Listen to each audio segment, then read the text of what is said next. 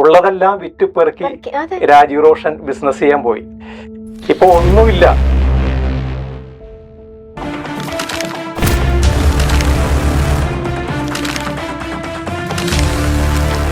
ഒരു 10-15 സ്റ്റാഫും ഈ പറഞ്ഞ പോലെ എല്ലാവരും നമ്മൾ ഫ്രീ ആയിട്ടാണ് കൊണ്ടുപോയത്.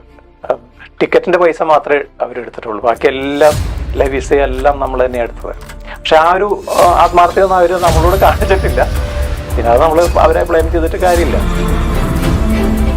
എനിക്ക് തൈറോയിഡിലെ ഒരു നോഡ്യൂൾ വന്നിട്ട് അത് നമ്മൾ ടെസ്റ്റ് ചെയ്ത് കഴിഞ്ഞപ്പോഴത്തേക്കും തൈറോയിഡ് നോഡ്യൂൾ വന്നു. അത് ക്യാൻസറസിന്റെ ഒരു സ്റ്റാർട്ടിംഗ് സ്റ്റേജ് ആണെന്ന് ഡോക്ടേഴ്സ് പറഞ്ഞു.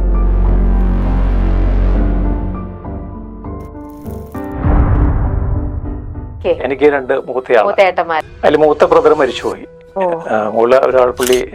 പുള്ളിക്ക് അന്ന് 49 ഇയേഴ്സേ ഉണ്ടായുള്ളൂ. പുള്ളിക്ക് ഒരു കിഡ്നി ഡാമേജ് വന്നതാ. അപ്പൊ ഞങ്ങള് 2 പേരും ഉള്ളൂ. പ്രശാന്ത, ഇനിയെങ്കിലും ഈ കടുവയിൽ നിന്നും ഈ പെണ്ണിനെ രക്ഷിക്കും.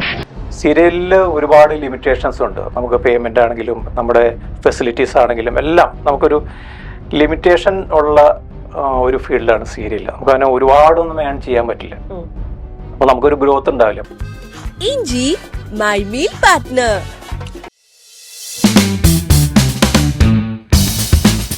ഹലോ, നമസ്കാരം. മൈൽ സ്റ്റോൺ മേക്കേഴ്സിന്റെ എല്ലാ പ്രേക്ഷകർക്കും ദി വിത്ത് രമ്യയിലേക്ക് സ്വാഗതം. ഇന്ന് എന്നോടൊപ്പം കുറെ വർഷങ്ങളായിട്ട് നമുക്ക് കുറെ സീരിയലുകളിലൂടെയും സിനിമകളിലൂടെയും എല്ലാം നമുക്ക് സുപരിചിതനായ രാജീവ് റോഷൻ. രാജീവേട്ടാ, നമസ്കാരം. നമസ്കാരം. എന്തൊക്കെയാണ് പുതിയ വിശേഷങ്ങൾ? പുതിയ പ്രോജക്റ്റിനായിട്ട് വെയിറ്റ് ചെയ്യുന്നു. ഇപ്പൊ അമൃത ടിവിയിലായിരുന്നു ലാസ്റ്റ് ഞാൻ ചെയ്ത പ്രോജക്റ്റ് ഉണ്ടായിരുന്നു. മീര എന്ന് പറഞ്ഞൊരു പ്രോജക്റ്റ് ആയിരുന്നു. അത് കഴിഞ്ഞ് 1-2 പ്രോജക്റ്റുകൾ വിളിച്ചു. പക്ഷെ അത് ചിലപ്പോ നമുക്ക് സ്റ്റോറി ഇഷ്ടപ്പെടില്ല. അതല്ലാന്നുണ്ടെങ്കിൽ മറ്റു ചില കാരണങ്ങൾ കൊണ്ട് അതിപ്പോ ഞാൻ ചെയ്തില്ല. നല്ലൊരു പ്രോജക്റ്റ് വന്നാൽ അതിന്റെ ഒരു ഭാഗമാവാം എന്ന് വിചാരിച്ചിരിക്കുന്നു. ഇതിനിടയിൽ രാജീവേട്ടന്റെ ഇന്റർവ്യൂസ് ആയിട്ട് അധികം ഒന്നും തന്നെ യൂട്യൂബിൽ നോക്കിയാൽ കാണാനില്ല. പക്ഷെ ഞെട്ടിക്കുന്ന ഒരു കാര്യം എന്താണെന്നറിയോ? രാജീവേട്ടന്റെ കഥകൾ ഇതെല്ലാം മനസ്സിലാക്കിയിട്ട് അവര് തന്നെ ഒരു വീഡിയോ ഇറക്കുന്നുണ്ട്. അതിനകത്ത് അവര് പറഞ്ഞിരിക്കുന്നത് സീരിയലുകളെ വെല്ലുന്ന തരത്തിലുള്ള കഥകളുമായിട്ടാണ്, ഞെട്ടിപ്പിക്കുന്ന കഥകളുമായിട്ടാണ് രാജീവിന്റെ ജീവിതം എന്നും പറഞ്ഞുകൊണ്ട് അയ്യപ്പോ ഇവർക്ക് ഇതിനു മാത്രം എന്താ ഉള്ള സംഭവിച്ച്, രാജീവിന്റെ അങ്ങനെയായി, ഇവിടെ സ്ട്രഗിൾ ചെയ്യേണ്ടി വന്നു, അത് സംഭവിച്ചു, ഇത് സംഭവിച്ചു. ശരിക്കും എന്താ ചേട്ടാ സംഭവം? അതിന്റെ റിയാലിറ്റി എന്താണെന്ന് വെച്ചാല്, ഞാൻ പറഞ്ഞല്ലോ, ഇപ്പോ ഞാൻ ഈ പൊതുവെ ഒരു ഇന്റർവ്യൂ കൊടുക്കാൻ മടിയുള്ള ഒരാളാണ്. അപ്പൊ ഞാൻ വനിതാ മാഗസിൻ എന്ന് പറഞ്ഞ ഒരു മാഗസിന് ഓൺലൈൻ ഇന്റർവ്യൂ ആണത്. അപ്പൊ അവരുടെ നമ്മുടെ വീട് എന്ന് പറഞ്ഞിട്ടുള്ളൊരു പങ്ക്തിയുണ്ട്. അപ്പൊ അതിനു വേണ്ടി ഒരു ഇന്റർവ്യൂ ഞാൻ കൊടുത്തു. അപ്പോൾ ആ ഇന്റർവ്യൂവിൽ എന്നെ കുറിച്ച് ചോദിച്ചു, എന്റെ ബാക്ക്ഗ്രൗണ്ട് ചോദിച്ചു, ഞാൻ എന്തൊക്കെ ചെയ്തിരുന്നത്, മുമ്പ് എന്ത് ചെയ്തിരുന്നത്, എങ്ങനെ ഈ ഫീൽഡിലേക്ക് വന്നു, അതെല്ലാം ഞാൻ ഡീറ്റെയിൽ ആയിട്ട് കൊടുത്തു. അത് ഞാൻ പല ഇന്റർവ്യൂവിലും പറഞ്ഞിട്ടുണ്ട്. അങ്ങനെ പറഞ്ഞ കൂട്ടത്തില് എന്റെ ബിസിനസ്സുകളെ കുറിച്ച് ചോദിച്ചു. അപ്പൊ ഞാൻ പറഞ്ഞു, എനിക്കിങ്ങനെ സ്പെയർ പാർട്സിന്റെ ബിസിനസ് ഉണ്ടായിരുന്നു, മെഡിക്കൽ ഷോപ്പ് ഉണ്ടായിരുന്നു, പിന്നെ ദുബായിൽ ഒരു റെസ്റ്റോറന്റ് ഉണ്ടായിരുന്നു. അപ്പൊ ഇതെല്ലാം ഞാൻ പറഞ്ഞ കൂട്ടത്തില് പറഞ്ഞു, ചേട്ടന്റെ വീടുകള്, താമസിച്ച വീടുകളിൽ ഏത് വീടാണ് ഇഷ്ടം? അപ്പൊ ഞാൻ പറഞ്ഞു, താമസിച്ച വീടുകളിൽ ഞാൻ റെന്റിന് താമസിച്ചിട്ടുണ്ട്, ഓൺ പ്രോപ്പർട്ടി ആയിട്ട് താമസിച്ചിട്ടുണ്ട്, പിന്നെ 2-3 പ്രോപ്പർട്ടി എനിക്ക് ഓൺ ആയിട്ടുണ്ട്. അതിൽ ഞാൻ ഒരു പ്രോപ്പർട്ടി ഞാൻ അത് കൊടുത്തു, കാരണം എനിക്ക് കുറച്ച് പേഴ്സണൽ ആവശ്യങ്ങളുണ്ടായിരുന്നു. പിന്നെ ബിസിനസ് ചെയ്യുന്ന ആവശ്യത്തിലേക്കും എനിക്ക് കുറച്ച് ഫണ്ടിന്റെ ആവശ്യം വന്നു. അങ്ങനെ ഞാനൊരു പ്രോപ്പർട്ടി കൊടുത്തു. താമസിച്ച വീടുകളെല്ലാം എനിക്ക് പ്രിയപ്പെട്ടതാണ്. അതിന്റെ കൂട്ടത്തില് എന്റെ ഈ 2-3 പ്രോപ്പർട്ടിയും എനിക്ക് പ്രിയപ്പെട്ടതാണെന്ന് പറഞ്ഞു. അങ്ങനെ ഒരു വാക്ക് ഞാൻ അതിനകത്ത് പറഞ്ഞു. അപ്പൊ അതിനെ ചൊല്ലി പിന്നെ വന്നത് അതീന്ന് കടമെടുത്തിട്ട് വന്നതാണ് ഉള്ളതെല്ലാം വിറ്റുപെറുക്കി രാജീവ് റോഷൻ ബിസിനസ് ചെയ്യാൻ പോയി. ഇപ്പൊ ഒന്നുമില്ല, അതും പ്രിയപ്പെട്ട വീട് വിഷമത്തോടെ കൊടുക്കേണ്ടി വന്നു എന്നൊക്കെ പറഞ്ഞിട്ടാണ് കണ്ടതൊക്കെ. അപ്പൊ അത് എന്ന് പറയുന്നത് നമുക്ക് വിഷമം ഉണ്ടാകേണ്ട കാര്യമില്ല. റിയാലിറ്റി നമുക്കറിയാം. നമ്മള് അതല്ല സത്യം എന്നുള്ളത് എന്നെ അറിയുന്നവർക്കറിയാം, എന്റെ ബന്ധുക്കൾക്കറിയാം, എന്റെ ഫ്രണ്ട്സിനറിയാം. അപ്പൊ ഇതിനകത്ത് വരുന്നത് മുഴുവൻ നുണയല്ല, മുഴുവൻ നുണയാണ്. എന്നാൽ പകുതി സത്യമുണ്ട്. ചില വാസ്തവങ്ങളിൽ കണക്ട് ചെയ്തുകൊണ്ട് വളച്ചൊടിച്ചുകൊണ്ട് വളച്ചൊടിച്ചുകൊണ്ട് ഒരു വാർത്ത. അത് മുഴുവൻ സത്യമല്ല, അവര് പറയുന്നത് മുഴുവൻ സത്യമല്ല, എന്നാൽ കുറെ സത്യമുണ്ട്. ഞാൻ പ്രോപ്പർട്ടി കൊടുത്തു എന്ന് പറഞ്ഞത് സത്യമാണ്. എന്നാൽ വളച്ചൊടിച്ചു പറഞ്ഞു അത് ഉള്ളതെല്ലാം വിറ്റുപെറുക്കിയാണ് ഞാൻ അവിടെ പോയത് എന്ന് പറയുന്നത് തെറ്റാണ്. അപ്പൊ അങ്ങനെയാണ് വാർത്തകൾ വരുന്നത്. അപ്പൊ എനിക്ക് പിന്നെ പൊതുവെ ഇപ്പൊ നമുക്ക് ഫാമിലിയിലാണെങ്കിലും ഒരു ബുദ്ധിമുട്ടുണ്ടാകുമല്ലോ, അങ്ങനെ ഒരു നെഗറ്റീവ് പറയാത്തൊരു ന്യൂസ് ആണ്, നമ്മൾ കൊടുക്കാത്തൊരു ഇന്റർവ്യൂ ആണ്. അപ്പൊ അങ്ങനെ വന്നപ്പോഴത്തേക്കും പൊതുവെ ഞാൻ ഇങ്ങനെ ഇന്റർവ്യൂസ് കൊടുക്കാനായിട്ട് മടിച്ചു. അപ്പൊ അതല്ല യാഥാർത്ഥ്യമായിട്ട് സംഭവിച്ചത്. എന്നാൽ നമുക്ക് ഈ ഇന്റർവ്യൂലൂടെ യാഥാർത്ഥ്യങ്ങൾ എന്താണ് യാഥാർത്ഥ്യങ്ങൾ പറയാം. അതെ, യാഥാർത്ഥ്യങ്ങൾ അതുകൊണ്ടാണ് ഇപ്പൊ ഞാനൊരു നേരിട്ട് വന്നിട്ടുള്ള ഒരു ഇന്റർവ്യൂ ആണല്ലോ. അപ്പൊ അത് പിന്നെ ഈ മൈൽ സ്റ്റോൺ മേക്കേഴ്സിന്റെ ഇന്റർവ്യൂ ഞാൻ കണ്ടിട്ടുണ്ട്, രമ്യ ഇന്റർവ്യൂവിന്റെ കണ്ടിട്ടുണ്ട്. അപ്പൊ അതെല്ലാം നമുക്ക് ഒരു പോസിറ്റീവ് വൈബാണ് ഉണ്ടാക്കിയിട്ടുള്ളത്. ജെനുവിൻ ആയിട്ടുള്ള കാര്യങ്ങൾ, ചേട്ടനായിട്ട് പറയുന്ന കാര്യങ്ങൾ മാത്രമാണ് ഇന്നിപ്പോ ലോകം അറിയാൻ പോകുന്നുള്ളൂ. നമ്മൾ യൂട്യൂബിലൂടെ കാണുന്ന എല്ലാ കാര്യങ്ങളും സത്യമല്ല. എന്തൊക്കെയാണ് സത്യം, രാജീവേട്ടന്റെ നമുക്ക് ഇതായിട്ടുള്ളതല്ല. രാജീവേട്ടൻ തന്നെ ഇന്ന് പറഞ്ഞു നമുക്കറിയാം. പറയൂ രാജീവേട്ട, അങ്ങനെയാണെങ്കിൽ എവിടെയായിരുന്നു രാജീവേട്ടൻ? സീരിയലിൽ നിന്ന് തന്നെ നമുക്ക് തുടങ്ങാം. നമ്മളൊക്കെ സീരിയലിന് മുമ്പേ ചേട്ടൻ ശരിക്കും ബിസിനസ് അങ്ങനെ എന്തെങ്കിലും ചെയ്തിരുന്നോ? ശരിക്കും പറഞ്ഞാൽ ഞങ്ങള് ഫാദർ കാഞ്ഞിരപ്പള്ളിയാണ്, ഞാൻ പറഞ്ഞല്ലോ കാഞ്ഞിരപ്പള്ളിയാണ്. പിന്നെ ചാച്ചനൊക്കെ ആയിട്ട് ചാച്ചനും ചാച്ചന്റെ ബ്രദേഴ്സും ഒക്കെ ആയിട്ട് തൃശ്ശൂർ വന്നു. തൃശ്ശൂർ വന്നിട്ടാണ് അവര് റബ്ബറിന്റെ ബിസിനസ് എല്ലാം തുടങ്ങുന്നത്, ഈ ഫാക്ടറി തുടങ്ങുന്നത്, ട്യൂബ് ടയർ ഉണ്ടാക്കുന്ന ഫാക്ടറി എല്ലാം തുടങ്ങുന്നത്. അത് കഴിഞ്ഞ് എന്റെ സ്കൂളിംഗ് എല്ലാം അവിടെയായിരുന്നു. അത് കഴിഞ്ഞ് പിന്നെ ചാച്ചനൊക്കെ ഏജ് ആയപ്പോഴത്തേക്കും ഫാക്ടറി ഒക്കെ ചില കാരണങ്ങൾ കൊണ്ട് പിന്നെ ഫാക്ടറി എല്ലാം അടച്ചു. അത് കഴിഞ്ഞ് നമ്മൾ എറണാകുളത്തേക്ക് ഷിഫ്റ്റ് ചെയ്തു.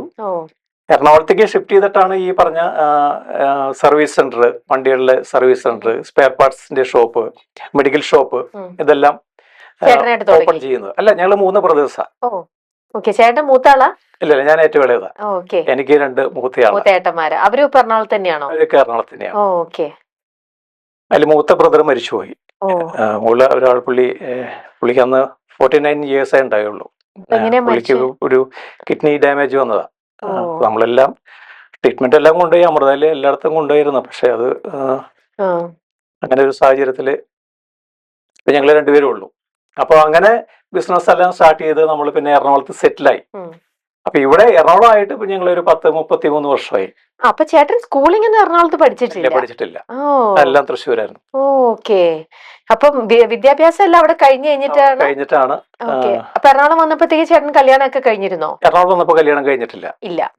എറണാകുളം വന്നിട്ട് ഇതിന് ശേഷമാണ്, ഞാൻ മെഡിക്കൽ ഷോപ്പൊക്കെ ആയിട്ട് ഇരിക്കുന്ന സമയത്താണ് എന്റെ കല്യാണം. ഓക്കെ. അപ്പൊ എന്നിട്ടാണ് അപ്പൊ നിങ്ങൾ 3 പേരും ബിസിനസ്സിലേക്ക് അച്ഛന്റെ പാതയിലൂടെ തന്നെ ചെയ്യാം എന്ന് വിചാരിച്ച് നിങ്ങൾ 3 ബ്രദേഴ്സും കൂടെ ചേർന്ന് ബിസിനസ് തുടങ്ങി. ഓക്കെ.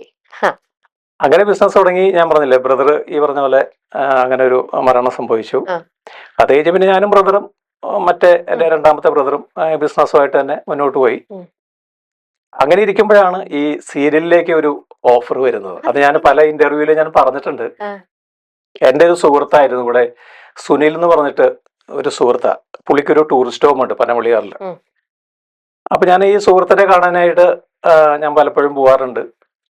അങ്ങനെ ഞങ്ങൾ ഇടയ്ക്ക് ഒരു വീക്കെൻഡൊക്കെ ചിലപ്പോൾ അവിടെ ഇരിക്കും, സംസാരിച്ചിരിക്കും. അങ്ങനെ വേറെ കുറെ ഫ്രണ്ട്സ് എല്ലാം വരും.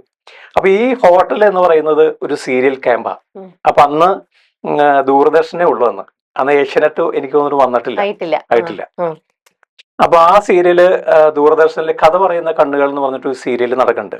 അന്ന് വീക്കിലിയാണ്, ആഴ്ചയില് ഒരു എപ്പിസോഡ് അങ്ങനെ. അപ്പൊ ആ സീരിയലിന്റെ ഡയറക്ടർ മനോജ് ബാബു എന്ന് പറഞ്ഞിട്ടൊരു ഡയറക്ടറാണ്, മരിച്ചുപോയി അദ്ദേഹം. അപ്പൊ അദ്ദേഹം എന്നെ കണ്ടു, സുനിൽ എന്നെ പരിചയപ്പെടുത്തി. ഇവിടെ ഒരു സീരിയലിന്റെ ക്യാമ്പുണ്ട്, നമുക്ക് അദ്ദേഹത്തെ പരിചയപ്പെടാം. സുനിലും ഈ ഡയറക്ടറും തമ്മിൽ ഫ്രണ്ട്സാ. അപ്പൊ സുനിൽ എന്നോട് പറഞ്ഞ ചുമ്മാ ഒന്ന് പരിചയപ്പെടാന്ന് പറഞ്ഞിട്ട് അദ്ദേഹത്തിന്റെ റൂമിൽ പോയി. ഞങ്ങള് കുറച്ചു നേരം സംസാരിച്ചിരുന്നു. ഞാൻ പോന്നു. ഡയറക്ടർ സുനിലിന്റെ അടുത്ത് ചോദിച്ചു, സുനിലെ, എന്റെ സീരിയലില് അടുത്ത ദിവസം ഒരു ക്യാരക്ടർ വരുന്നുണ്ട്, അത് പുള്ളിയെ കൊണ്ട് അഭിനയിപ്പിച്ചാൽ നല്ലതായിരിക്കും, പുള്ളി ആപ്റ്റാണ് അതിന്, പുള്ളിക്ക് അഭിനയിക്കാൻ പറ്റുമോ എന്ന് ചോദിക്കാൻ പറഞ്ഞു. സുനിൽ എന്നെ ഉടനെ ഫോൺ ചെയ്ത് ചോദിച്ചിടാ, ഇങ്ങനെ ഒരു കാര്യം പറയുന്നുണ്ട്. ഞാൻ പറഞ്ഞു, ഇല്ല, അഭിനയം നമ്മുടെ ഏഴായാലക്കത്തോടെ പോയിട്ടില്ല. ഞാൻ പറഞ്ഞു, ഞാനില്ല ഇതൊക്കെ പറഞ്ഞു. പിന്നെ നമുക്ക് ഭയങ്കര ചമ്മലും, അഭിനയം നമുക്ക് അറിയില്ലല്ലോ. നമ്മൾ ചിന്തിച്ചിട്ട് പോലും ഇല്ല അങ്ങനെ. സ്കൂളിലും കോളേജിലും ഒന്നും ഒന്നും ആർട്ടായിട്ടൊന്നും ചെയ്തിട്ടില്ല. റിലേറ്റഡ് ആയിട്ട് ഒന്നുമില്ല. ഒന്നും ചെയ്തിട്ടില്ല. ഡ്രാമ, സ്കിറ്റ്, ഒന്നും പാട്ട് ചെയ്തിട്ടില്ല. ഒന്നുമില്ല.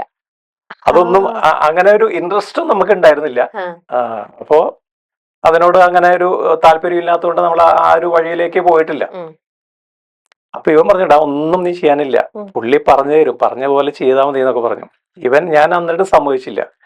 ഇവൻ പിറ്റേ ദിവസം രാവിലെ വീട്ടിലേക്ക് വന്നിട്ട് പറഞ്ഞു, നീ വാ നമുക്ക് എന്തായാലും ലൊക്കേഷനിലേക്ക് പോവാം എന്ന് പറഞ്ഞു. അന്നും ട്രിവാൻഡ്രത്ത് തന്നെയല്ലേ? അല്ലല്ല, അത് ഇവിടെയാണ്, എറണാകുളത്താണ് ഷൂട്ട് കിടക്കുന്നത്. ഓ. തൃപ്പൂണിത്തുറ ഭാഗങ്ങളിലാണ്. അതുകൊണ്ടാണ് ഇവിടെ ഈ ഇവിടെ എറണാകുളത്തുള്ള വെച്ച് മീറ്റിങ്ങും കാര്യങ്ങളും ഈ ഒക്കെ. ഹോട്ടലിൽ ക്യാമ്പ് ഉണ്ടായിരുന്നു. അങ്ങനെ ഞങ്ങൾ തൃപ്പൂണിത്തുറ ലൊക്കേഷനിലേക്ക് പോയി. അന്ന് കുമരകം രഘുനാഥ് ചേട്ടനൊക്കെ ഉണ്ട്, ടോണി ഇവരൊക്കെ ഉണ്ട് ആ സീരിയലില്. അതിനകത്തൊരു ക്യാരക്ടർ ഞാനും ടോണിയും തമ്മിലുള്ള കോമ്പിനേഷനാ. അങ്ങനെ ഞാൻ ചെന്നു, മേക്കപ്പ് ഒക്കെ ഇട്ടു, ഡയലോഗെല്ലാം പറഞ്ഞു തന്നു. പക്ഷെ അപ്പൊ അങ്ങനെ പോവാനായിട്ട് ചേട്ടനോ താല്പര്യം ഉണ്ടായിരുന്നില്ല. വീട്ടില് എല്ലാവർക്കും സന്തോഷമായിരുന്നു, അത് എതിർപ്പുകളൊക്കെ ഉണ്ടായിരുന്നു. അങ്ങനെ ഇത് എന്താണ് അഭിനയം, അങ്ങനെ ഒരു വലിയ സീരിയസ് ആയിട്ട് കണ്ടില്ല. ഇത് അഭിനയത്തിലേക്ക് പോയി നമ്മൾ ഇനി അതിനകത്തേക്ക് മാത്രമാവും, ബിസിനസ് എല്ലാം കളയും, അങ്ങനെയൊന്നും ചിന്തിക്കണില്ലല്ലോ. ഒരു ഫൺ എന്നുള്ള രീതിയിലാണ് നമ്മളിത് പോകുന്നത്. അങ്ങനെ ചെന്നു, ഡയറക്ടറിനോട് കാര്യങ്ങളെല്ലാം പറഞ്ഞു തന്നു. മോനെ, ഇത് ഒന്നുമില്ല, പേടിക്കേണ്ട കാര്യമൊന്നുമില്ല. ഞാൻ ഈ ഡയലോഗ് ഉണ്ടല്ലോ, ഇത് ഇത്രേ ഉള്ളൂ ഡയലോഗ്, ഇത് വേണമെങ്കിൽ നീ കാണാതെ പഠിച്ചോ. അപ്പൊ ഞാൻ കാണാതെ ഇരുന്ന് പഠിച്ചു. ഞാൻ അത് കഴിഞ്ഞ് ഞങ്ങള് രണ്ടുപേരും, ഞാനും ഉണ്ട്, ടോണി ഉണ്ട്, ഫ്രെയിമിലുണ്ട്, റെഡി സ്റ്റാർട്ട് ക്യാമറ ആക്ഷൻ പറഞ്ഞു. ഞാൻ ഡയലോഗ് പറയുന്നുണ്ട്. ഈ ഡയലോഗ് പറഞ്ഞിട്ട് ഇവരെല്ലാം നിന്ന് ചിരിക്കുക. അപ്പൊ എനിക്കിത് കാര്യം മനസ്സിലായി. ഞാൻ ഡയലോഗ് എല്ലാം പറഞ്ഞു കഴിഞ്ഞ് ഡയറക്ടർ ഇങ്ങനെ നിന്നു, പുള്ളി ചിരിക്കുകയാണ്. അപ്പൊ ഞാൻ ചോദിച്ചു, എന്തു പറ്റി? അല്ല റോഷൻ ഡയലോഗ് എല്ലാം കറക്റ്റായി പറഞ്ഞു, എക്സ്പ്രഷനൊക്കെ കറക്റ്റാ, പക്ഷെ റോഷൻ ഫ്രെയിമിലില്ല. അതായത് ടൈറ്റ് ഫ്രെയിമാ വെച്ചിരിക്കുന്നത്. അപ്പൊ അനങ്ങി കഴിഞ്ഞാൽ പോവും, ഔട്ടായില്ലേ. അപ്പോ നമ്മൾ അനങ്ങാതെ പറയണം. അപ്പൊ ഞാൻ ഈ അനങ്ങും, ഇങ്ങനെ മൂവ് ചെയ്യും ഈ ഡയലോഗ് പറയുമ്പോ. അപ്പൊ ഡയറക്ടർ പറഞ്ഞു, അനങ്ങരുത്, അനങ്ങാതെ പറയണം എന്ന് പറഞ്ഞു. ആദ്യത്തെ ഒരു ടേക്ക് എടുത്തു, എനിക്ക് അനങ്ങാതെ പറയാൻ പറ്റില്ല. അതായത് എങ്ങനെയെങ്കിലും അനങ്ങി പോകും, കൈയും കാലും ഒക്കെ എടുത്ത് എങ്ങനെയെങ്കിലുമൊക്കെ അനങ്ങി പോകും. ഒരു ടേക്ക് കഴിഞ്ഞ്, 2 ടേക്ക് കഴിഞ്ഞ്, 3 ടേക്ക് കഴിഞ്ഞ്, പക്ഷെ ഇവരാരും എന്നെ ദേഷ്യപ്പെടുവോ കാര്യങ്ങളൊന്നും ഇല്ല. എല്ലാവർക്കും ചിരിയാണ് പറഞ്ഞത്. എന്നാൽ ഞാൻ ഡയലോഗ് പറയുന്നുണ്ട്.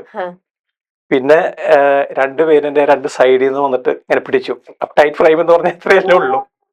ഇങ്ങനെ അനങ്ങാണ്ട് തള്ളി പിടിച്ചു.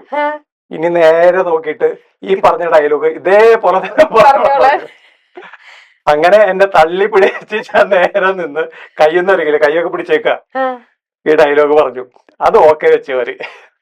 ഇതാണ് ആദ്യത്തെ അഭിനയ ഷോട്ട് എന്ന് പറയണത്.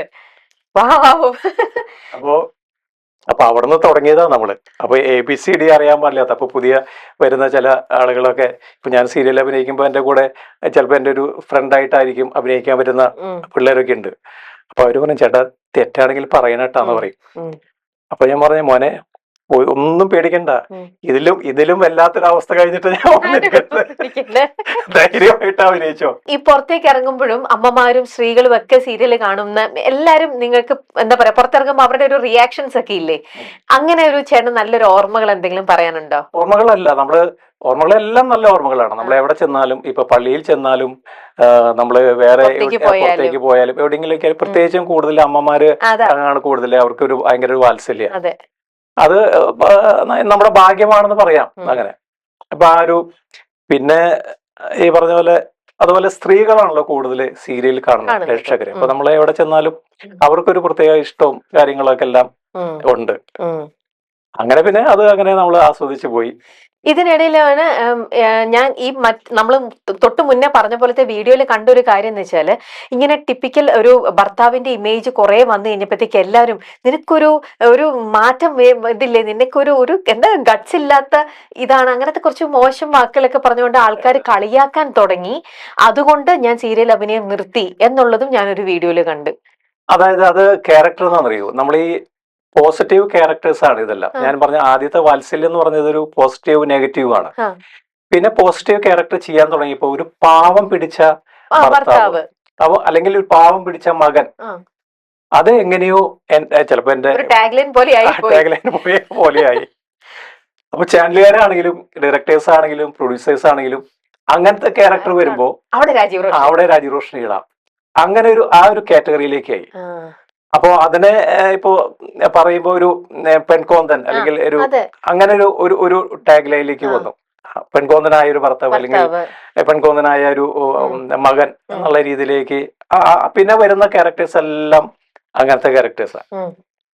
എന്നാൽ ഈ ക്യാരക്ടേഴ്സ് എല്ലാം കുറെ കഴിയുമ്പോഴത്തേക്കും സീരിയലിലെ 10 കുറെ എപ്പിസോഡുകൾ പോവാ. ഞാൻ എനിക്ക് ഏഷ്യാനെറ്റിൽ ചെയ്ത ഒരു സീരിയൽ 1200 എപ്പിസോഡ് പോയി. അത് 2012 തുടങ്ങിയിട്ട് 2016 തീർന്നത്. അപ്പോ നമ്മള് പോസിറ്റീവ് ആവും ബോൾഡാവും. പക്ഷെ അത് കുറെ കഴിയണം, കുറെ എപ്പിസോഡുകൾ കഴിഞ്ഞിട്ടാണ്. അതുവരെയും നമ്മൾ ഈ പെൺകോന്തനായിട്ടുള്ള ഒരാളാണ്. അപ്പൊ ഇത് ജനങ്ങളുടെ മനസ്സിലേക്ക് അങ്ങനത്തെ ഒരാളായിട്ട് മാറും. അപ്പൊ അത് നമുക്ക് അതൊരു മാനസിക ബുദ്ധിമുട്ടുണ്ടായി. പിന്നെ വരുന്നതെല്ലാം പിന്നെ ഞാൻ അങ്ങനത്തെ ക്യാരക്ടേഴ്സ് എടുക്കാതെയായി. അങ്ങനെ വരുന്നതൊക്കെ പിന്നെ നമുക്ക് സിനിമ പോലെയല്ലല്ലോ സീരിയല്. കാരണം നമുക്ക് ഇന്നത് വേണം, ഇന്നതേ ഞാൻ ചെയ്യുള്ളൂ എന്ന് പറഞ്ഞിരുന്നാൽ നമുക്ക് വർക്ക് ഉണ്ടാവില്ല. ഇങ്ങനെ നല്ല രീതിയിൽ സീരിയൽ ചെയ്തുകൊണ്ടിരുന്നതിന്റെ ഇടയിലല്ലേ ചേട്ടൻ പെട്ടെന്ന് ഇങ്ങനത്തെ റിപ്പീറ്റഡ് ആയിട്ടുള്ള ടൈപ്പ് കാസ്റ്റ് ചെയ്ത പോലെ കുറെ ക്യാരക്ടർ വരുന്നു, എന്നാ ഇനി ഞാനൊരു ബ്രേക്ക് എടുക്കാം എന്ന് വിചാരിച്ച് സീരിയൽ എല്ലാം അഭിനയങ്ങൾ നിർത്തി എന്നിട്ടാണോ ദുബായിലേക്ക് ഷിഫ്റ്റ് ആ ചെയ്യുന്നത്? സമയത്താണ് ഞാൻ പറഞ്ഞില്ലേ, വരുന്ന കഥാപാത്രങ്ങളെല്ലാം ഇതുപോലത്തെ കഥാപാത്രങ്ങളായപ്പോഴത്തേക്കും.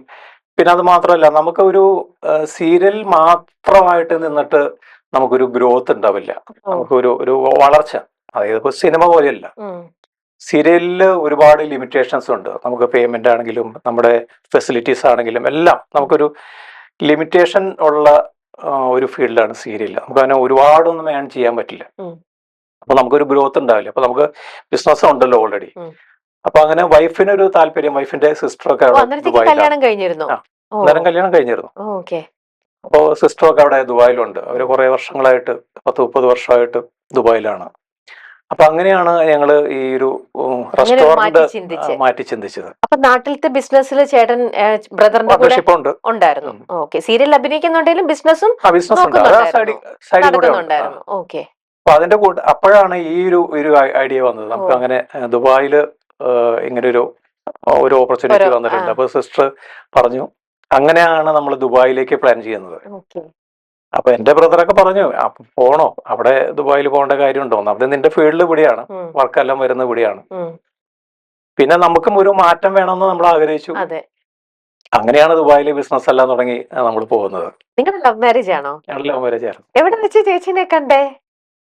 ഞാൻ കുറെ ഇന്റർവ്യൂല് പറഞ്ഞിട്ടുണ്ട്. എന്നാലും നമ്മളിതിപ്പോ ഫുൾ ക്ലിയർ ചെയ്ത് പോവല്ലേ ഈ ഒരു ഇന്റർവ്യൂയിലൂടെ? ആളുകൾ വിചാരിക്കും ഇയാൾക്ക് ഇതന്നെ ഉള്ളു പണി. എവിടെ വെച്ച് കണ്ടു എന്നുള്ളത് മാത്രം മതി, ഡീറ്റെയിലേക്കൊന്നും പോണ്ട. അതായത് എനിക്കൊരു മെഡിക്കൽ ഷോപ്പ് ഉണ്ടായിരുന്നു ഞാൻ പറഞ്ഞല്ലോ.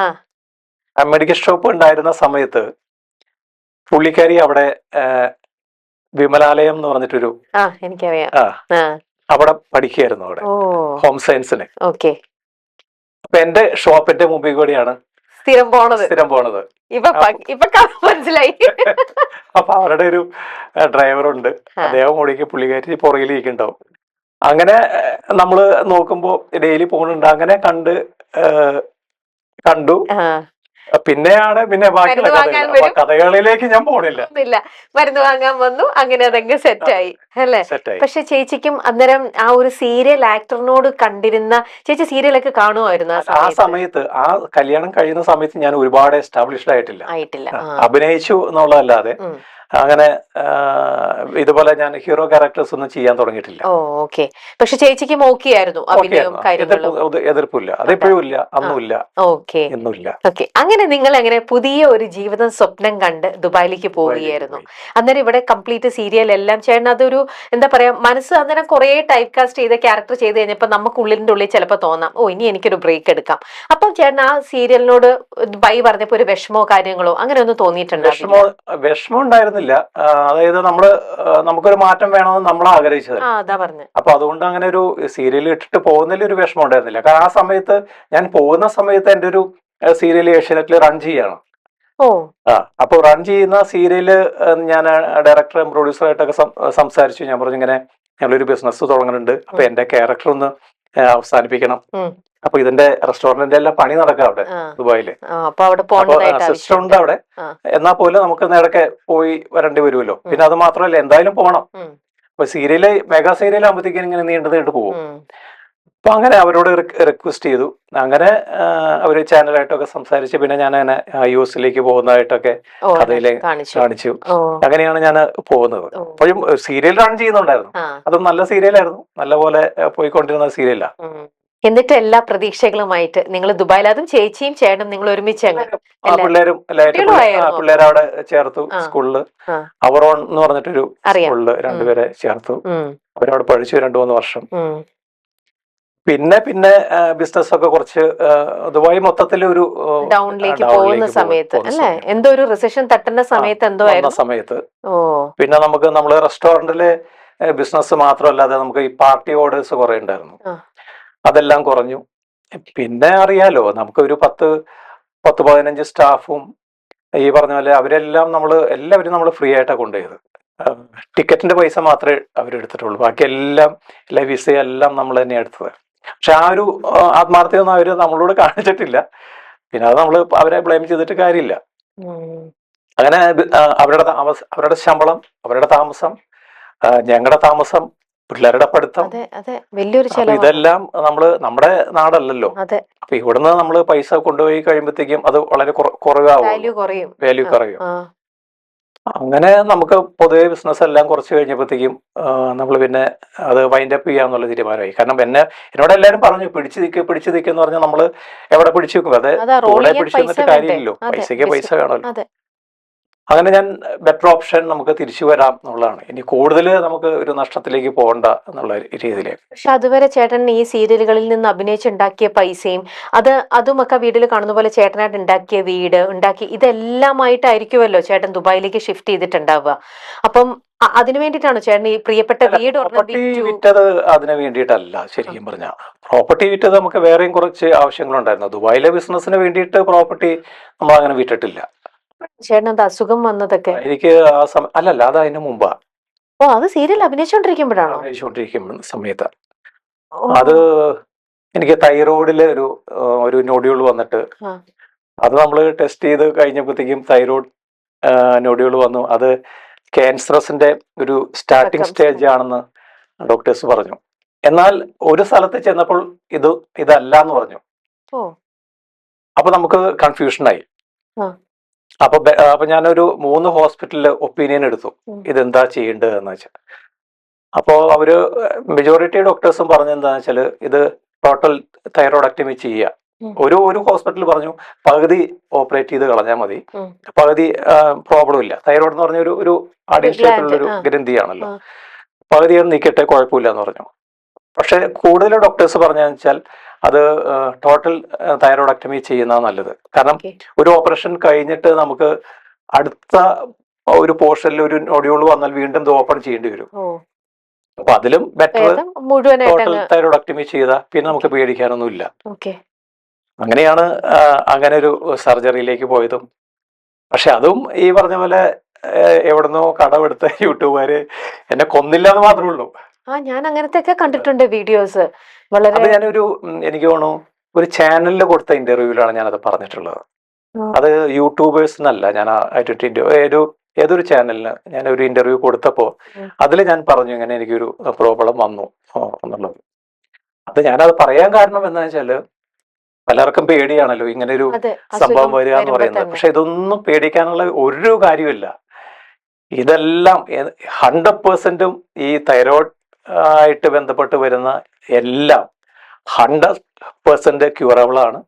അതിന് നല്ല വ്യക്തമായിട്ടുള്ള ട്രീറ്റ്മെന്റ് ഉണ്ട്. പക്ഷെ ഈ അസുഖത്തിന്റെ തുടക്കമാണെന്ന് കേൾക്കുമ്പോൾ തന്നെ ചിലര് ഭയങ്കരമായിട്ട് അങ്ങ് പേടി വന്ന് ഡൗൺ ആവും. അപ്പൊ അതങ്ങ് അസുഖം വല്ലാണ്ട് കൂടുമെന്ന് പലരും പറഞ്ഞിട്ടുണ്ട്. മനസ്സിന്റെ ശക്തി, അതുകൊണ്ട് ഇങ്ങനെ സർവൈവ് ചെയ്ത് എല്ലാരും വന്നിട്ട് ആ ഒരു നല്ല മെസ്സേജിന് വേണ്ടിയിട്ടാണ് അവർ പറയുന്നത്. എനിക്ക് ഇങ്ങനെ വന്നിട്ടുണ്ട്, ധൈര്യമായിട്ടിരിക്കൂ. അതെ, ആ ഒരു ഇന്റൻഷനോട് കൂടിയാണ്. ഹോസ്പിറ്റലുകളും നല്ല നല്ല ഹോസ്പിറ്റലുകൾ എറണാകുളത്തുണ്ട്, ട്രിവാൻഡ്രത്തുണ്ട്, എല്ലാ സ്ഥലത്തും ഉണ്ട്, കേരളം ഒട്ടാകെ ഉണ്ട്. അതെ, ഇവിടെ എല്ലാം 100% ക്യൂർ ചെയ്യാൻ പറ്റുന്ന ട്രീറ്റ്മെന്റും ഉണ്ട്. അപ്പൊ ഇതൊന്നും പേടിക്കേണ്ട കാര്യമില്ല. അപ്പൊ അതിന് ആ ചാനലുകാരന്ന് എന്നോട് അങ്ങനെ ചോദിച്ചു, അങ്ങനെ ഒരു സംഭവം ഉള്ളത് ഇപ്പൊ ഒന്ന് പറയാവോ എന്ന് ചോദിച്ചു. അങ്ങനെ ഞാൻ പറഞ്ഞതാ. ഓക്കെ. അപ്പോ അതിൽ നിന്നും ചേട്ടൻ അങ്ങനെ വളരെ സ്ട്രോങ് ആയിട്ട് സർവൈവ് ചെയ്തു അല്ലേ? പക്ഷെ എനിക്ക് അന്നാണ് ഇത് സംഭവിക്കുന്ന എപ്പോഴാണെന്നറിയോ? അതൊരു രസകരമായ ഒരു കാര്യമാണ്. രസകരമല്ല, ഞാൻ ആ സമയത്ത് അഭിനയിച്ചുകൊണ്ടിരിക്കുക, ഒരു സീരിയൽ അഭിനയിച്ചുകൊണ്ടിരിക്കുന്നത്, സൂര്യയിൽ ഒരു പ്രോജക്റ്റ് ചെയ്തുകൊണ്ടിരിക്കുന്ന സമയത്താണ്. അപ്പോൾ വൈകിട്ട് ഒരു 6 മണിക്ക് എങ്ങാണ്ടാണ് റിസൾട്ട് വരുന്നത് ഇതിന്റെ. ഈ ചേട്ടൻ അത് എങ്ങനെയാ, വല്ല ബുദ്ധിമുട്ട് തോന്നിയിരുന്നോ? ഇല്ല, എനിക്ക് തോന്നിയത് എന്താണെന്ന് വെച്ചാല്, ഞാൻ ഈ രാത്രിയൊക്കെ നമ്മൾ കിടന്നുറങ്ങുമ്പോൾ ഈ കൈയൊക്കെ വെച്ച് ഇങ്ങനെ കിടന്നുറങ്ങുമല്ലോ, ആ. ചിലപ്പോൾ കഴുത്തിന്റെ അവിടെയൊക്കെ. അപ്പോൾ എനിക്ക് എന്തോ ഒരു ചെറിയൊരു എന്തോ ഇങ്ങനെ തടസ്സം പോലെ ഇങ്ങനെ തോന്നി. ഓ, പുറമേലേക്കോ ബൾജ് ചെയ്ത് നിന്ന്? പുറത്തേക്കൊന്നും കാണൂല, ആ. കൈ വെച്ചപ്പോ ഇങ്ങനെ എനിക്ക് ചെറുതായിട്ട് എന്തോ ഒരു തടയുന്ന പോലെ തോന്നി. ഓ. അപ്പോഴാണ് ഞാൻ അതിനെ ശ്രദ്ധിച്ചത്. ഉം. അവനെ ഡോക്ടറെ കാണാന്ന് പറഞ്ഞു. ഡോക്ടറെ കണ്ട് സ്കാൻ ചെയ്തു, നീഡിൽ ബയോപ്സി ചെയ്തു ആദ്യത്തെ വർഷം. ഉം. അപ്പോഴൊന്നും ഒരു കുഴപ്പമില്ല. ഓക്കെ. അത് കഴിഞ്ഞ ഡോക്ടേഴ്സ് പറഞ്ഞു ഇതിപ്പോ പ്രത്യക്ഷത്തിൽ കുഴപ്പമൊന്നുമില്ല, ആ. ഒരു 1 ഇയർ വെയിറ്റ് ചെയ്യാമെന്ന് പറഞ്ഞു. ഓക്കെ. അങ്ങനെ ഇത് പലർക്കും വരും, പലർക്കും ഉണ്ടാവും ഈ നൊടികളൊക്കെ, പലർക്കും വരുന്നതാണ്. ചിലപ്പോ തന്നെ വരും, തന്നെ അങ്ങ് പോവും. ഉം. നമുക്ക് പേടിക്കാനായിട്ടൊന്നുമില്ല എന്ന് പറഞ്ഞു ആദ്യത്തെ ഒരു വർഷം. ഉം. അത് കഴിഞ്ഞ് അതെല്ലാം ചെയ്തു, ടെസ്റ്റ് എല്ലാം ചെയ്തു കേട്ടോ. അതിന് ശേഷമാണ് ഡോക്ടേഴ്സ് പറഞ്ഞ പ്രോബ്ലം ഒന്നും ഇല്ല എന്ന് പറഞ്ഞു. നമുക്ക് 1 ഇയർ കഴിഞ്ഞിട്ട് നമുക്ക് സ്കാൻ ചെയ്യാമെന്ന് പറഞ്ഞു. ഉം. 1 ഇയർ കഴിഞ്ഞ് സ്കാൻ ചെയ്തപ്പോ ആ ഒരു നൊഡ്യൂള് പോയിട്ടുമില്ല, വേറൊരു നൊഡ്യൂള് വന്നു. ഓ. ആ രണ്ടാമത്തെ നൊഡ്യൂളിൽ നിന്ന് നീഡിൽ ബയോപ്സി എടുത്തപ്പോഴാണ് ഡോക്ടേഴ്സിന് ഒരു സംശയം വന്നത്. ഓക്കെ.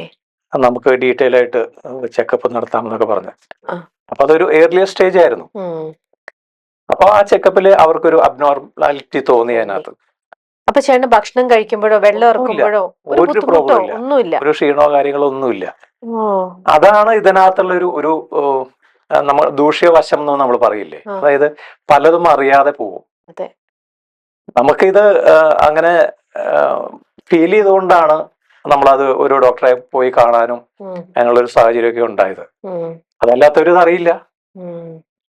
പക്ഷെ അതങ്ങനെ ഇരുന്ന് വേഴ്സ്റ്റ് ആവുന്ന ഒരു സ്റ്റേജും ഉണ്ട്. എന്നാലും വേഴ്സ്റ്റ് ആയാലും ഈ തൈറോയിഡുമായിട്ട് ബന്ധപ്പെട്ട ഇതിന് എല്ലാം പൂർണ്ണമായിട്ടും ട്രീറ്റ്മെന്റ് ഉണ്ട്. ഓക്കെ. എന്നിട്ട് ചേട്ടൻ സീരിയൽ ചെയ്തോണ്ടിരിക്കുന്ന സമയത്താണ് ഈ റിസൾട്ട് വരുന്നത്. അപ്പൊ നമുക്ക് അങ്ങനെ നമ്മളതൊന്നും വിചാരിച്ചിട്ടില്ല, അങ്ങനെ ഒരു സംഭവമില്ല. നമ്മൾ ഒരു 1 ഇയർ മുമ്പ് നോക്കിയപ്പോൾ ഒരു കുഴപ്പമില്ല, എല്ലാം ഓക്കെയാണ്, പെർഫെക്റ്റ് ആണ്. വൈഫ് റിസൾട്ട് മേടിക്കാനായിട്ട് പോയി. അപ്പോൾ ഡോക്ടർ പറഞ്ഞു റോഷൻ എവിടെയാന്ന് ചോദിച്ചു. അപ്പോൾ ഷൂട്ടിങ്ങിലാണെന്ന് പറഞ്ഞു. ചെറിയൊരു പ്രശ്നം കാണുന്നുണ്ടെന്ന് പറഞ്ഞു. അപ്പോൾ വൈഫിന്റെ അടുത്ത് ഡീറ്റെയിൽ ആയിട്ട് പറഞ്ഞു. വൈഫ് എന്നെ വിളിച്ചു പറഞ്ഞു. ആ കേട്ട സമയത്ത് നമുക്കൊരു ഷോക്ക് ഉണ്ടാവും, തീർച്ചയായിട്ടും ഇങ്ങനെയാണ് എന്നുള്ളതൊക്കെ. അപ്പൊ നമ്മള് ഇതിന്റെ ട്രീറ്റ്മെന്റ് എന്താണ്, അതാണ് ഇതാണെന്ന് നമ്മളൊന്നും അന്വേഷിക്കാനും പോയിട്ടില്ല, അതിനെ കുറിച്ച് അറിയില്ല. കേൾക്കുമ്പോ ഈ ഒരു പേരല്ലേ വരുന്നത്. അപ്പൊ നമുക്ക് എന്നൊരു ചെറിയൊരു ഷോക്ക് വന്നു. പിന്നെ അഭിനയിക്കേണ്ട സീൻ എന്ന് പറഞ്ഞാൽ ഞാനും വൈഫും കൂടി ആയിട്ടുള്ള ഒരു റൊമാൻറ്റിക് സീനാണ്. നമ്മള് മെന്റലി ഭയങ്കര ഡെസ്പാവും ആ സമയത്ത്. അപ്പൊ ഞാനിങ്ങനെ ആലോചിച്ചു, ഡയറക്ടറെ അടുത്ത് പറയണോ, പറഞ്ഞിട്ട് പോണോ വീട്ടിലേക്ക്. പക്ഷെ ഞാൻ പോയാൽ അന്നത്തെ ഒരു ദിവസത്തെ ഷൂട്ട് മുടങ്ങും, പ്രൊഡ്യൂസർക്ക് അത്രയും നഷ്ടം ഉണ്ടാവും, ഡയറക്ടർക്ക് കാരണം ഒരു കോൺട്രാക്ട് ബേസിലായിരിക്കും വർക്ക് ചെയ്യുന്നത്. ഒരു ദിവസം ഇത്രയും എപ്പിസോഡുകൾ എടുത്തു കൊടുക്കണം എന്നുള്ളത്. അപ്പൊ അവിടെ പുള്ളിക്കും മാനസികമായിട്ടുള്ള ബുദ്ധിമുട്ടുകൾ ഉണ്ടാവും. അപ്പൊ ഞാൻ വിചാരിച്ചു വേണ്ട, അഭിനയിക്കുക എന്നൊക്കെ പറഞ്ഞു. പക്ഷെ നമ്മളത് അഭിനയിക്കുമ്പോഴും നമ്മുടെ ഉള്ളിൽ ഈ പെയിൻ കിടക്കാണ്. അത് എനിക്കെന്നെ അറിയില്ല ആ സമയത്ത് ഞാൻ അത് എങ്ങനെ അഭിനയിച്ച് പ്രതിഫലിപ്പിച്ചു എന്നുള്ളതൊക്കെ. ഞാൻ അഭിനയിച്ചു, ദൈവത്തിന്റെ ഒരു അത് കുറെ ടേക്ക് എടുക്കേണ്ടി വന്നോ? ടേക്കൊന്നും എടുക്കേണ്ടി വന്നില്ല. ഇല്ല.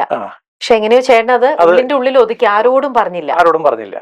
അത് കഴിഞ്ഞ് ഷൂട്ടിംഗ് കഴിഞ്ഞിട്ട് ഷൂട്ടിംഗ് അന്നൊരു 10 മണി വരെ അങ്ങോട്ട് പോയി ഷൂട്ട് കഴിഞ്ഞിട്ട് ഞാൻ ഡയറക്ടറോട് പറഞ്ഞു എനിക്ക് ചിലപ്പോൾ നാളെ ഒന്ന് ഹോസ്പിറ്റലിൽ, പിറ്റേ ദിവസം എനിക്ക് ഷൂട്ടില്ല എന്തായാലും. ഞാൻ പറഞ്ഞു എനിക്കൊരു ഹോസ്പിറ്റലിൽ പോകേണ്ടി വരും, അപ്പോൾ പോയിട്ട് ഞാൻ പറയാം, ഡീറ്റെയിൽ പിന്നെ പറയാം എന്ന് പറഞ്ഞു. അങ്ങനെ അത് അത്ര മാത്രമേ ഞാൻ പറഞ്ഞു പോകുന്നുള്ളൂ. അത് സൂര്യയിലൊരു സീരിയലായിരുന്നു. അപ്പൊ അത് നമുക്കൊരു ഈ പറഞ്ഞ പോലെ അത് ഈസി അല്ല നമുക്ക് അങ്ങനത്തെ ഒരു സാഹചര്യത്തിൽ അതും ആ സമയത്ത് റൊമാൻറ്റിക് ആയിട്ട് അഭിനയിക്കാന്ന് പറഞ്ഞാൽ അതൊരു ആക്ടേഴ്സിന് എപ്പോഴും പറ്റുന്ന ഒരു ചാലഞ്ചാണ്. നിങ്ങളുടെ പേഴ്സണൽ ലൈഫിൽ നിങ്ങളെ ബുദ്ധിമുട്ടിപ്പിക്കുന്ന, ടെൻഷൻ അടിപ്പിക്കുന്ന പല കാര്യങ്ങളും ഉണ്ടാവും. ആ സമയത്ത് അതിന് കോൺട്രാസ്റ്റ് ആയിട്ട് നിൽക്കുന്ന ഒരു ഇമോഷൻ ആയിരിക്കും സീനിൽ അഭിനയിക്കേണ്ടി വരിക എന്ന് പറയണത്. ഉള്ളിന്റെ ഉള്ളിൽ അത് ഒതുക്കിക്കൊണ്ട് നിങ്ങൾ അത് അഭിനയിക്കണം എന്ന് പറയുന്നത് ഭയങ്കര ബുദ്ധിമുട്ടുള്ള ഒരു കാര്യം തന്നെയാണ്. അതാണ് എനിക്ക് തോന്നുന്നത് ഒരു ആക്ടറിനെ സംബന്ധിച്ച് ഏറ്റവും കൂടുതൽ ഒരു ചാലഞ്ച് വരുന്നത് അല്ലേ. അത് ഒരുപാട് ആൾക്കാർക്കുണ്ട്. അതിപ്പോ ഇങ്ങനെ ഒരു സുഖം ഒരു അസുഖം വന്നിട്ടായിരിക്കണമെന്നില്ല. ചിലപ്പോ ഫാമിലി പലതരത്തിലുള്ള ഇഷ്യൂസ് ഉണ്ടാവും ഓരോരുത്തർക്കും. അപ്പൊ ഇതെല്ലാം മറന്നുകൊണ്ടാണ് ക്യാമറയുടെ മുമ്പിലേക്ക് വരുന്നത്. അതൊരു ചലഞ്ച് തന്നെയാണ്. അത് ഞാൻ പറഞ്ഞില്ല, അത് ഈ പറയുന്നത് അത് ദൈവത്തിന്റെ ഒരു ഗ്രേസ് എന്നല്ലേ പറയാനുള്ളൂ. നമുക്ക് അത് നമ്മുടെ കഴിവൊന്നും ആയിരിക്കില്ല. നമുക്ക് അത് ആ ഒരു വിഷമം മറന്ന് അല്ലെങ്കിൽ ആ ഒരു പെയിൻ മറന്നിട്ട് നമ്മൾ അഭിനയിക്കാൻ പറ്റാന്ന് പറയുന്നത് ഗോഡ്സ് ബ്ലെസ്സിംഗ് ആണ്. ശരിക്കും അത് ഞാൻ എപ്പോഴും വിചാരിക്കും. ഓരോ ആക്ടേഴ്സിന്റെയും കേസ് എടുത്ത് നോക്കി കഴിയുമ്പോൾ മനസ്സിനെ വിഷമിപ്പിക്കുന്ന തരത്തിലുള്ള എത്ര ഇഷ്യൂസ് വരാം അല്ലേ. ഒത്തിരി. അത് ഇപ്പൊ എന്റെ കാര്യം മാത്രമല്ല ഞാൻ പറഞ്ഞത്. ഇപ്പൊ നമ്മള് ഈ അഭിനയിക്കുന്ന ഒരുപാട് ആൾക്കാർക്ക് ഒരുപാട് പേഴ്സണൽ ഇഷ്യൂസ് ഉണ്ട്, പേഴ്സണൽ പ്രോബ്ലംസ് ഉണ്ട്. പക്ഷെ അവരെല്ലാം ക്യാമറയുടെ മുമ്പിൽ വന്ന് നിന്ന് ചിരിച്ചാണ് അത് അഭിനയിക്കുമ്പോ നമുക്കത് മനസ്സിലാവുന്ന പോലും ഇല്ല. കണ്ണുകളിലൂടെ പോലും അത് മനസ്സിലാവാത്ത രീതിയിൽ ആ സീൻ അഭിനയിച്ച് കഴിയണം അല്ലെ. അത് നമ്മുടെ ജോലിയുടെ ഭാഗമാണ്. കാരണം നമുക്ക് നമ്മുടെ പേഴ്സണൽ ഇഷ്യൂസ് അവിടെ നമുക്ക് പ്രകടിപ്പിക്കാൻ പറ്റില്ല. കാരണം നമ്മള് പേ ചെയ്യുമ്പോൾ നമ്മള് കഥാപാത്രമായിട്ട് മാറണം. അത് എത്ര വിഷമം ഉണ്ടെങ്കിലും നമ്മളത് മാറിയേ പറ്റൂ. അത് ചേട്ടന്റെ ഈ ഒരു കരിയർ ലൈഫിൽ ഈ ഒരു ഇൻസിഡന്റ് ആയിരിക്കും ചേട്ടൻ അങ്ങനത്തെ ഒരു ചാലഞ്ച് ഏറ്റവും കൂടുതൽ നേരിട്ടിട്ടുണ്ടാവുക? ആ ഒരു സംഭവമാണ്. നമുക്ക് ഒരു അത്രയും നമ്മൾ മാനസികമായിട്ട് ഒരു തകർന്നു പോകുന്ന ഒരു സംഭവമാണ്. പെട്ടെന്ന് ആ സമയത്ത് ഒരു ന്യൂസ് കേൾക്കുമ്പോൾ അതിനപ്പുറം അതിനുശേഷം നമ്മൾ ഇതുപോലെ ഒരു സീനിൽ അഭിനയിക്കും. നമ്മൾ വീട്ടിൽ വെറുതെ ഇരിക്കുകയാണെങ്കിൽ കുഴപ്പമില്ല. നമുക്ക് നമ്മളെ ആശ്വസിപ്പിക്കാൻ ഒരുപാട് പേരുണ്ടാവും, നമ്മുടെ ബന്ധുക്കളുണ്ടാവും, സ്നേഹിതന്മാരുണ്ടാവും, നമ്മുടെ വീട്ടിലുള്ളവരുണ്ടാവും. അങ്ങനത്തെ ഒരു സിറ്റുവേഷൻ അല്ലല്ലോ. നമ്മൾ പിന്നെ ജോലി ചെയ്യാണ്. അതും ഇങ്ങനത്തെ ഒരു ജോലിയാണ് നമ്മൾ ചെയ്യേണ്ടത്. അവിടെ നമ്മുടെ വിഷമങ്ങൾക്ക് സ്ഥാനമില്ല. അങ്ങനെ ചേട്ടൻ വന്നു ഡോക്ടറിനെ കണ്ടു കഴിഞ്ഞപ്പോ അത് കഴിഞ്ഞിട്ട് പിന്നെ ഞാൻ പറഞ്ഞില്ലേ, ഞാൻ 2-3 ഹോസ്പിറ്റലൊക്കെ ലേക്ക് ഷോറില്, അമൃതയില് എല്ലാം അന്വേഷിച്ചു. അപ്പൊ ഇതിന്റെ ട്രീറ്റ്മെന്റ് ഒക്കെ വളരെ സിമ്പിൾ ആണ്. നമുക്ക് 3 days ഹോസ്പിറ്റലിൽ അഡ്മിറ്റ് ആവേണ്ടി വരുള്ളൂ. അത് അവരുടെ ഒരു മെഡിസിൻ ഉണ്ട്. അപ്പൊ അത് നമ്മളൊരു 3 days കഴിക്കണം. ആ ഒരു 3 days ട്രീറ്റ്മെന്റ് മാത്രമേ ഉള്ളൂ ഇതിന്. അത് കഴിഞ്ഞിട്ട് പിന്നെ അവര് നമുക്ക് സ്കാൻ ചെയ്ത് നോക്കും. അപ്പൊ അതെല്ലാം ഡിലേഷൻ ആയിട്ടുണ്ടാവും. ആ ട്രീറ്റ്മെന്റ് സക്സസ് ആവും. അത് സക്സസ് ആവും എന്നുള്ളതാണ് അതിന്റെ ട്രീറ്റ്മെന്റിന്റെ ഒരു ക്വാളിറ്റി. ഓക്കെ. അപ്പൊ ഇതെല്ലാം ട്രീറ്റ്മെന്റ് കഴിഞ്ഞിട്ടാണോ പിന്നെ ചേട്ടൻ സീരിയൽ സെറ്റിലേക്ക് പോയത്? അത് കഴിഞ്ഞിട്ട് അല്ല, അത് ഞാൻ പറഞ്ഞില്ലേ, ഇത് 3 days ആവശ്യമുള്ളൂ നമുക്ക്. അപ്പൊ അത് ഞാൻ ഡയറക്ടറായിട്ട് പിന്നെ അത് ഷെഡ്യൂളായി. ഷെഡ്യൂൾ ആകുമ്പോൾ നമുക്ക് ഷെഡ്യൂൾ കഴിഞ്ഞാലും 15 days ഗ്യാപ്പ് ഉണ്ട്, ബ്രേക്ക് ഉണ്ട്. അപ്പൊ ആ ബ്രേക്കിലായിരുന്നു ഞാൻ ഈ ട്രീറ്റ്മെന്റ് ഒക്കെ ചെയ്തത്. അപ്പൊ ആ രീതിയിൽ ഞാൻ അറേഞ്ച് ചെയ്തു. പിറ്റേ ദിവസം പോയിട്ടല്ല, പിറ്റേ ദിവസം തന്നെ നമുക്ക് ട്രീറ്റ്മെന്റ് എടുക്കേണ്ട ആവശ്യമൊന്നുമില്ല. അതിന്റെ പിറ്റേ ദിവസം ഞാൻ പോയിട്ട് അഭിനയിച്ചു. ആ ഷെഡ്യൂൾ കഴിഞ്ഞ് പിന്നെ ഒരു 15 days ഗ്യാപ്പ് ഉണ്ട്. ആ ഗ്യാപ്പിലാണ് ഞാൻ ഇതെല്ലാം പ്ലാൻ ചെയ്തത്. ഓക്കെ. അതിനുശേഷം പിന്നെ ഇതെല്ലാം കഴിഞ്ഞു. പിന്നെ അടുത്ത ഷെഡ്യൂൾ ഓപ്പൺ ആയപ്പോൾ നോർമലായിട്ട് തുടങ്ങി. അതാ ഞാൻ പറഞ്ഞത്, ഇത് അങ്ങനെ ഒരു പേടിക്കേണ്ടതായിട്ടുള്ള ഒരു കാര്യമല്ല. ഓക്കെ. ആ ഒരു നല്ലൊരു മെസ്സേജ് പറഞ്ഞതാണ്. അതിനും വീണ്ടും ഇങ്ങനെ ഓരോ കഥകളൊക്കെ വന്നത്. ഓക്കെ. ശരിയായ ദുബായിൽ ഈ പ്രതീക്ഷകളോടെ പോകുമ്പോൾ ചേട്ടാ, എല്ലാവരും നമ്മള് ഇവിടുന്ന് ചേട്ടന് കഷ്ടപ്പെട്ടുണ്ടാക്കിയ പൈസയും കാര്യങ്ങളും ഒക്കെ അക്യുമുലേറ്റ് ചെയ്ത് വെച്ച് നമ്മൾ ഒരു പുതിയൊരു ലൈഫ് നമ്മൾ ദുബായ് സ്വപ്നം കണ്ടിട്ടാണ് അങ്ങോട്ട് ചേച്ചിയെയും കുട്ടികളെയും കൊണ്ട് പോയിട്ടുണ്ടാവുക. അവിടെയായി എല്ലാം നല്ല രീതിയിൽ ഇങ്ങനെ തുടങ്ങി നമ്മൾ മനസ്സുകൊണ്ട് വിചാരിക്കാതിരിക്കുന്ന സമയത്തായിരിക്കാം, ബിസിനസ് അല്ലേ, അപ്സ് ആൻഡ് ഡൗൺസ് ഉണ്ടാവും. പെട്ടെന്ന് ദുബായ് നിങ്ങളെ മാത്രമല്ല കുറെ ബിസിനസ്സുകാരെ ആ സമയത്ത് ബാധിച്ചിരുന്നു. അങ്ങനെ അതിന്റെ ഒരു വിക്ടിമായിട്ട് നിങ്ങളുടെ റെസ്റ്റോറന്റും അതിനകത്ത് പെട്ടുപോവുകയായിരുന്നു.